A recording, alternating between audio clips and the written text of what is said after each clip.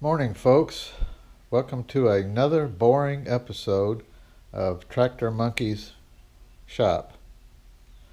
Um, Today, you're gonna watch me build a small storage cabinet for Mrs. Tractor Monkey. She recently bought a sewing machine, a new one, and a new sewing table. I didn't build the table. She didn't want to wait that long. Um,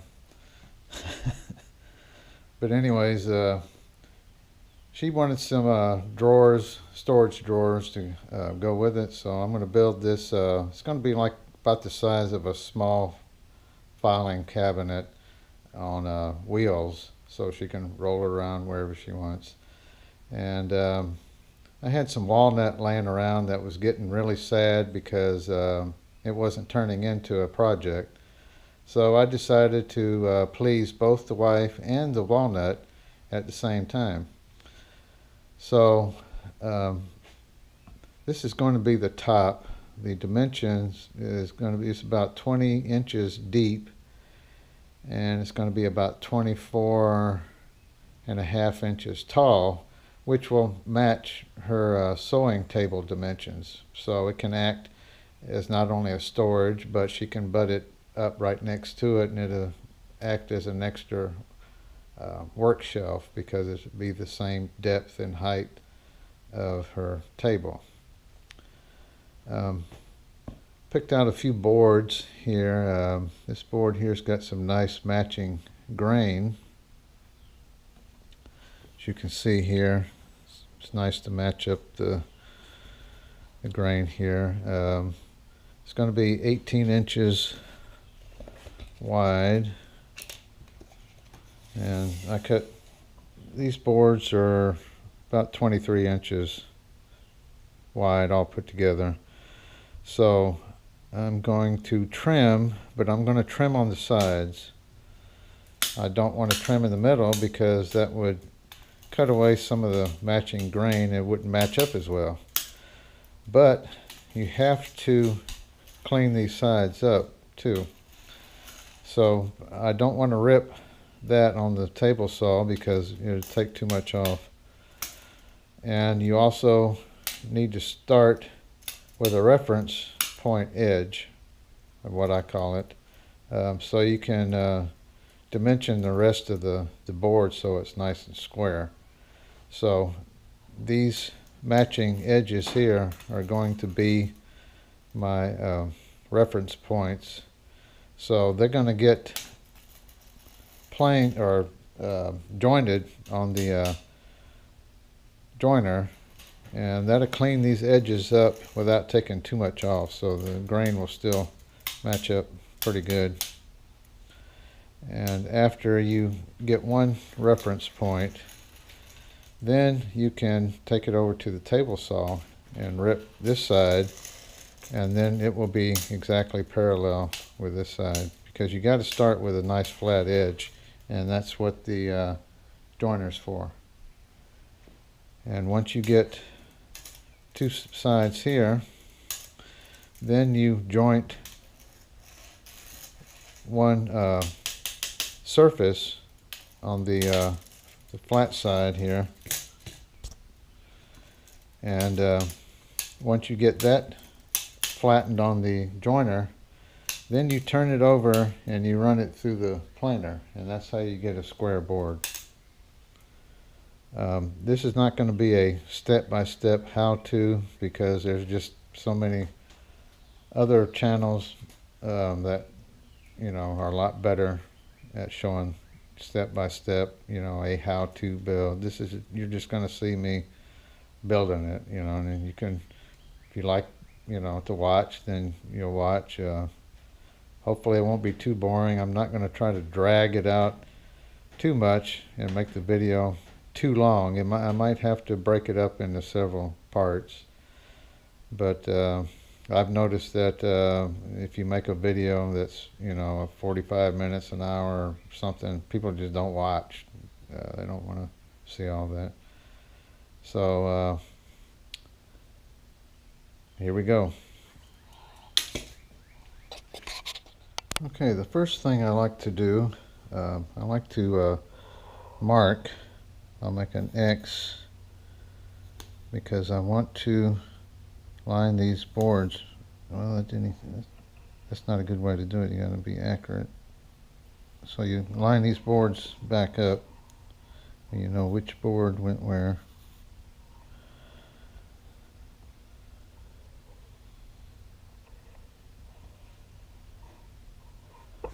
And I'll put a little mark here. 1, 2, 3, just for laughs. All right, let's take it over to the joiner.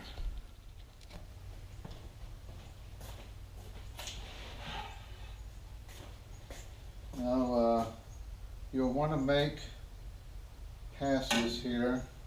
What you also can do, what I like to do, see if you can see this, I like to take a pencil and draw a squiggly line on here.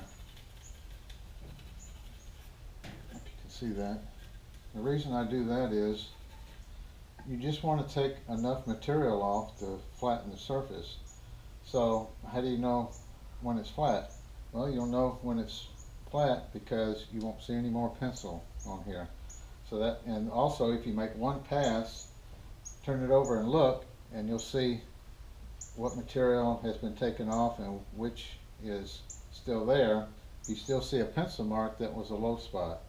So you make another pass until as soon as you see it nice and clean, you got a flat surface.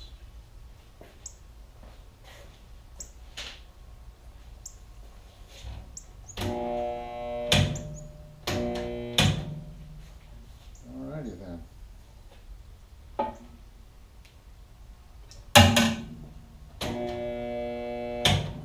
we got a problem, Houston.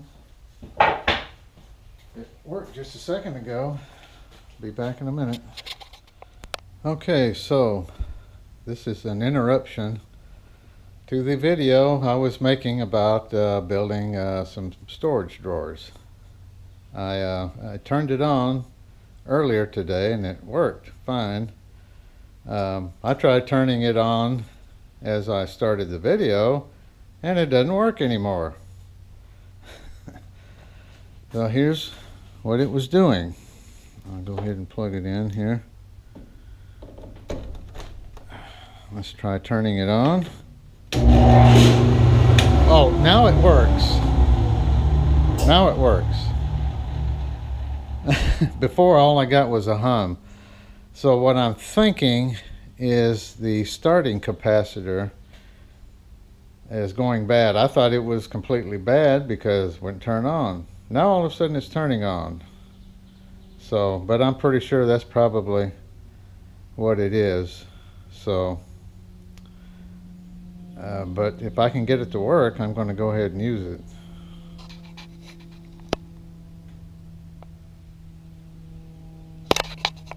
Okay, let's try this again. I took the back off, fiddled with it, didn't see anything right off, so more than likely it's a starting capacitor going bad. Now all of a sudden it's working again. So I'm just going to keep using it until I can get the project done. Then if it's still working, I'll keep going, but otherwise I'll have to make a video about changing a starter capacitor out, but let's see if it works.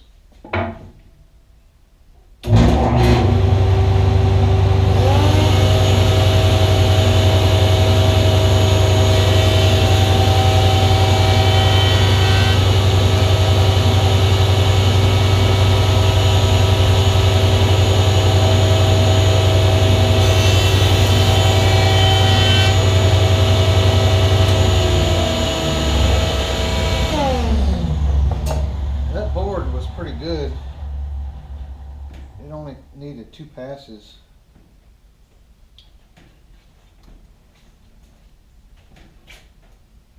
I'll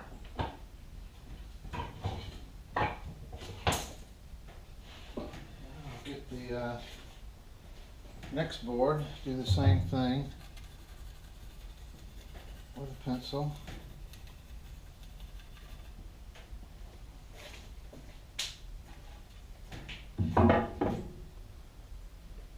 Next time I'm just going to leave it running so you won't be able to hear me talk.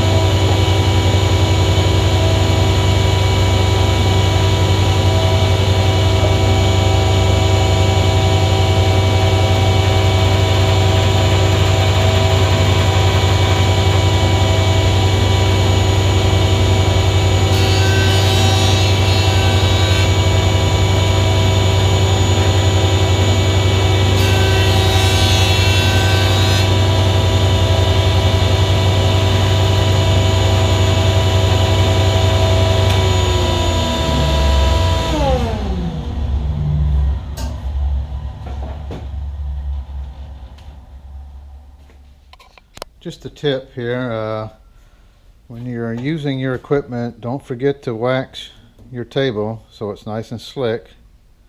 Also keeps the rust down, but you don't want any drag on there. And whenever you're using your joiner, make sure you vary your fence from time to time so you're not getting all your wear right on one spot. Move it over occasionally, you know, get some use out of the other portions of the blades. Okay, got this all jointed here. So the next thing I'm going to do is to take it to the table saw and rip this board down. I'm not going to make it exact because I want to leave a little play for later on, just in case. But I'm going to get it close. So I'm going to, the dimensions are 18 inches. This is 24 inches wide now. So I'm going to take 23 inches. I'm going to take a couple of inches off either end, so the total width will come out to approximately 18 inches. But I want it symmetrical. I want this board here completely in the middle, so I can get that grain pattern so it's not off to one side. Don't want it to have a lopsided look. Plus you've got these seams, which they almost disappear, but they'll still be there. Can never make it completely disappear. If you look up close, you'll still see a little bit. Okay, gonna rip reference side that we just jointed on the fence. I'm gonna cut 1.5 inches off.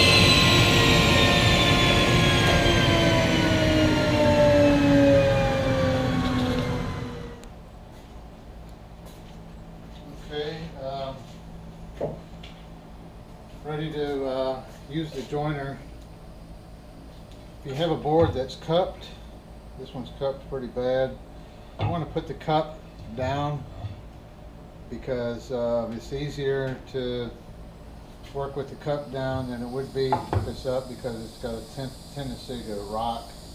I mean, you can do it, but I prefer the cup down unless it catches on the edge, you know, then you could make a few passes on the other side first.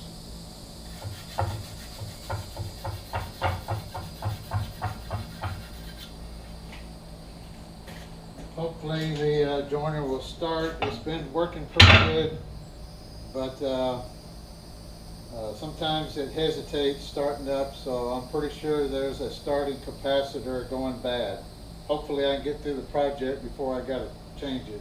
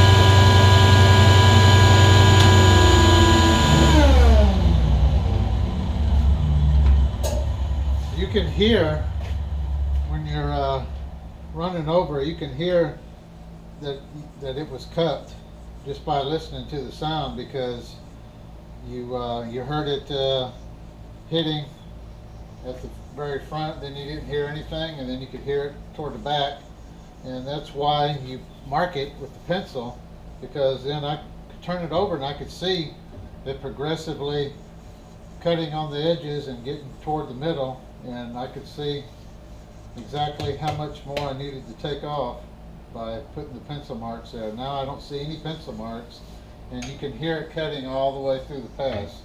So like I said, that board was cupped pretty good, but now it's nice and flat on the bottom, it's square on the the edges, and I can see just a little bit of a hump on the top now, and we'll take care of that going through the planer.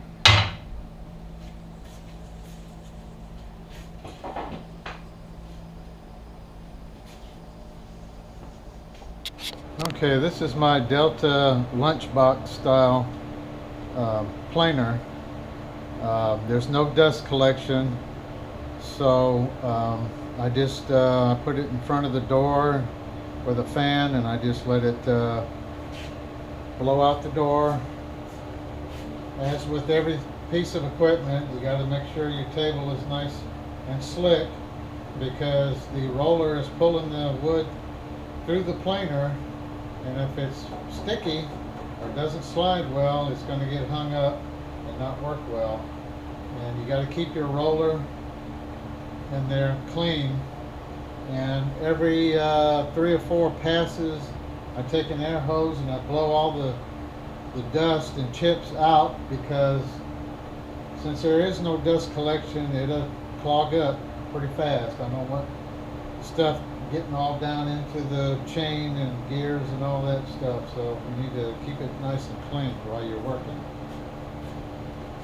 So the way I do it, I make a pass with each piece of wood, and then I crank it down maybe a quarter of a turn to a half a turn each time. I don't like to take too much of a bite at once.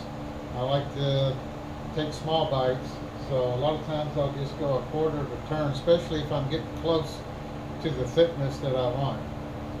And as always, I mark it with a pencil, same principle, so I can see what has been cut and what still needs to be cut.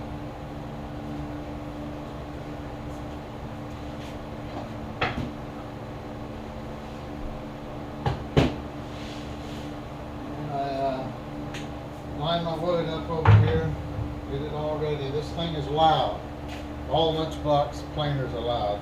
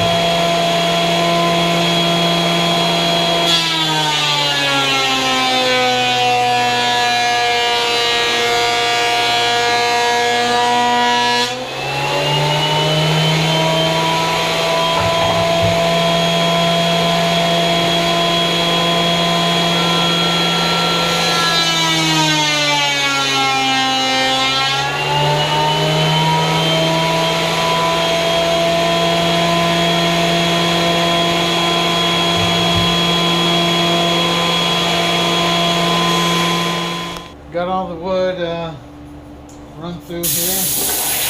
I'm gonna blow out the dust here.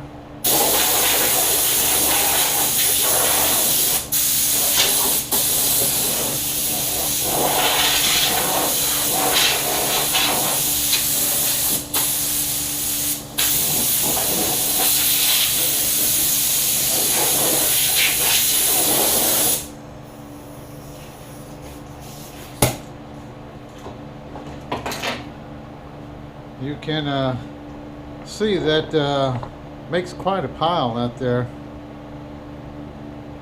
I'll rake that out into the yard and disperse it. Okay, I got it all dimensioned.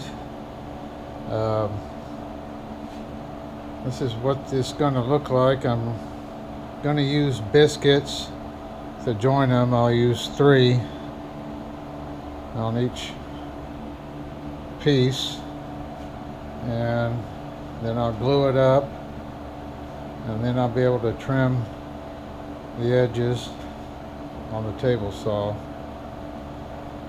And after I get that done, I'm going to use a router bit, a decorative router bit, and go around the edges and give it a profile. So it's getting really hot out here, so I'm about done for today. I'm gonna have to, I can't work out here in a hot afternoon. It's just too smoking hot. So I'll continue this in the morning. Thanks for watching.